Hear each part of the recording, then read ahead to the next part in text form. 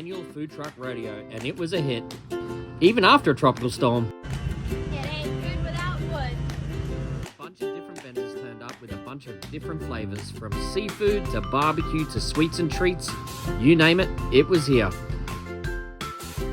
This is the camp's famous Brunswick stew. Normally sells out within about 30 minutes. So make sure if you're in the area in September next year, calendar mark it and get yourself down to Camp Clearwater. The family gave its thumbs up of approval. Yum.